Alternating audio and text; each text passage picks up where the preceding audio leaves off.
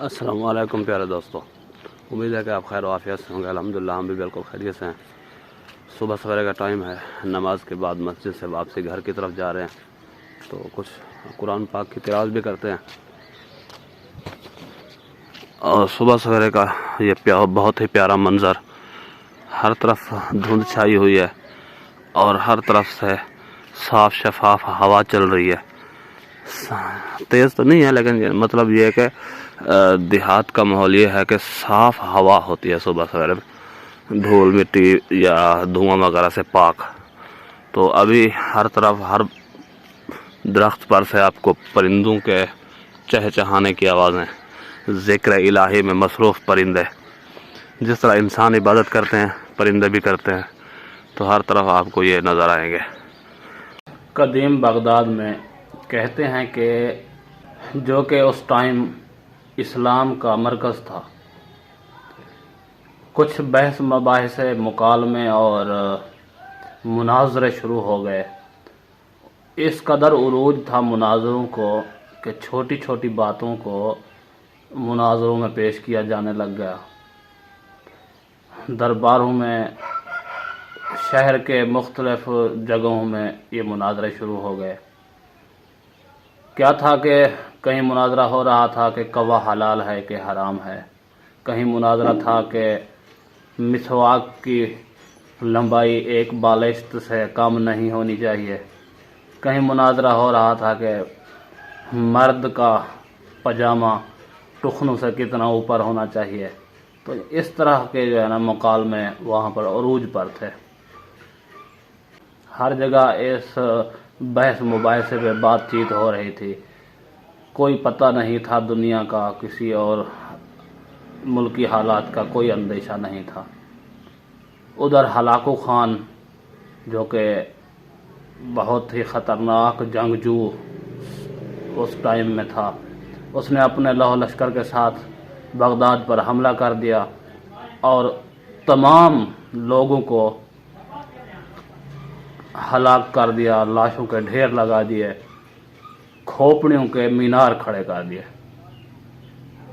جب انسان اپنے ان یعنی غیر ضروری بحث مباحثوں میں پڑ جائے تو وہ پھر دنیا کے حالات سے ناواقف ہو جایا کرتا ہے۔ بالکل اسی طرح ابھی وہ بالکل وہی حالات ہیں کہ آج کے ہلاکو خان ہمارے مسلم ممالک پر ایک ایک کر کے حملہ آور ہو رہے ہیں اور مسلمانوں کو ہلاک کرتے جا رہے ہیں، اور ہم مسلم امہ انہی بحث مباحثوں میں پڑے ہوئے ہیں کہ کوا حلال ہے یا حرام ہے، یا مسواک کی مقدار کتنا ہونی چاہیے، لمبائی کتنا ہونی چاہیے۔ تو ہمیں خدا را ہوش کے ناخن لینا چاہیے اور ان بحث مباحثوں سے نکل کر حقیقت کو دیکھنا چاہیے۔ پچھلے دنوں ایک خبر میں دیکھ رہا تھا کہ ایک بزرگ جس کے پورے خاندان کو شہید کر دیا گیا، اور وہ اپنا رو کر اپنے معصوم شہیدوں سے یہ کہہ رہا تھا کہ آپ صلی اللہ علیہ وسلم کے دربار میں جب تم جانا، وہاں پر پیش ہونا، تو وہاں جا کر شکایت کرنا کہ تمام مسلم ممالک، تمام مسلم امہ ہمارا تماشا دیکھتی رہی اور ظالم ہمیں خون میں نہلاتے رہے۔ تو پیارے دوستو، ہمیں ان درد بھرے الفاظ کو اگر حقیقت میں سمجھنے کے اللہ پاک توفیق عطا کرے تو یہ بہت بڑی اور بہت گہری بات ہے کہ ہم کس منہ سے آپ صلی اللہ علیہ وسلم کی ذات مبارکہ کا سامنا کریں گے، کیسے پیش ہوں گے ان کے دربار میں، اور کیا منہ دکھائیں گے وہاں پر جا کر۔ اللہ پاک ہمیں ہدایت دے، کیونکہ ہمیں تو اپنا خاندان عزیز ہے، اپنا نفع نقصان عزیز ہے، اپنے کاروبار عزیز ہیں، ہمیں تو ڈالر عزیز ہیں، ہمیں تو دنیا داری دیکھنی ہے، ہمیں تو موت نہیں آنی، ہمیں تو اللہ کے ہاں پیش نہیں ہونا، ہم نے تو ہمیشہ کے لیے اس دنیا میں ہی رہنا ہے۔ جی تو الحمدللہ سے ہمارا رات کا کھانا ہو چکا ہے ریڈی، اور جانو صاحب بھی ریڈی ہیں۔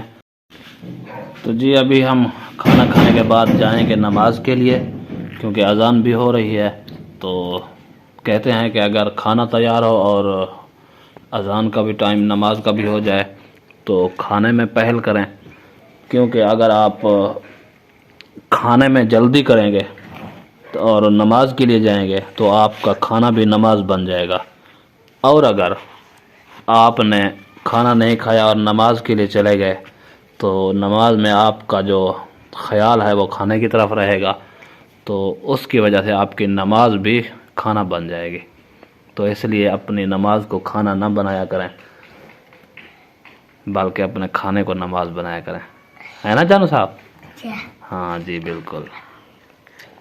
جی تو پیارے دوستو، اسی کے ساتھ ہمارا آج کا جو ولاگ ہے اختتام پذیر ہوتا ہے۔ تو اپنا رکھیے گا بہت سارا خیال، ملتے ہیں نیکسٹ ولاگ میں، تب تک کے لیے ہمیں دیجیے اجازت، اللہ حافظ۔